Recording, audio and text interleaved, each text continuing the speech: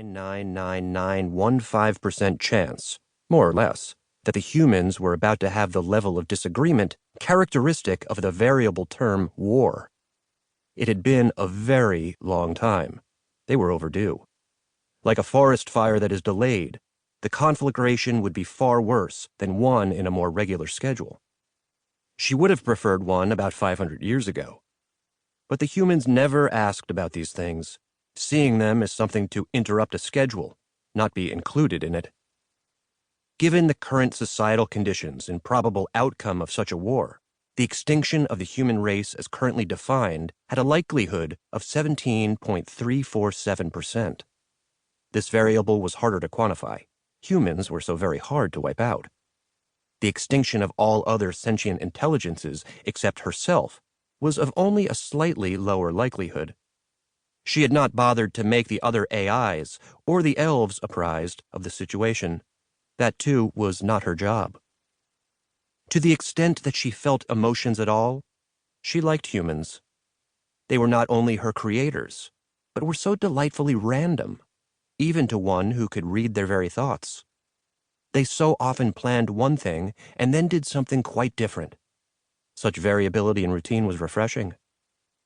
But her central programming was clear. Her job was simply to manage what she was given under strict guidelines and to otherwise let humans live or die as they would. To the extent that she was a god, she was deliberately designed as an uncaring one. Within those parameters, she had spent the last 2,000 years creating a world that fit the term utopia. As a fundamental part of her coding, she felt a strong sense of satisfaction at how things had worked out. On the other hand, to do that required an environment that was unchanging to a boring degree. Maybe, deep down inside, the humans were as bored as she was. It looked as if interesting times were about to fall upon the world again. And she knew what humans said about interesting times. Naturally, she knew everything. Chapter 1. "This is what Paul would bring to an end?" Ishtar asked, gesturing into the clouded distance. The woman could barely be described as human. From her hyper-elongated height, which was now folded in a lotus position on a floating disc, through her narrow face, to her golden eyes and silver, gem-studded, 2-meter hair spread out in a peacock pattern, her appearance reeked of Xeno origins. But her DNA was as human as the woman standing next to her. Shada Gorbani was nearly 300 years old and looked to be anywhere from her upper teens to mid-20s.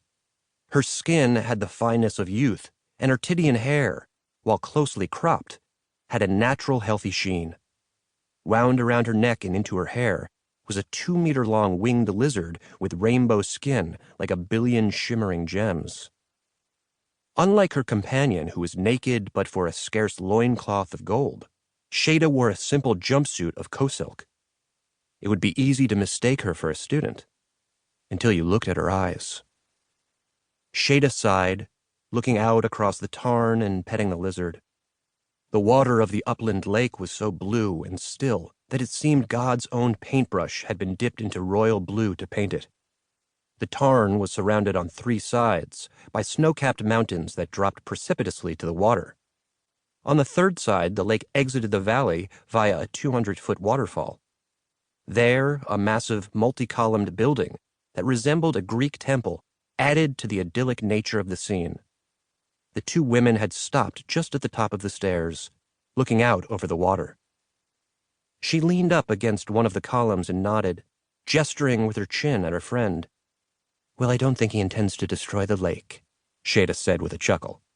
"But he would end much of it, at least for most people. He wants people to learn how to use their legs again," she continued.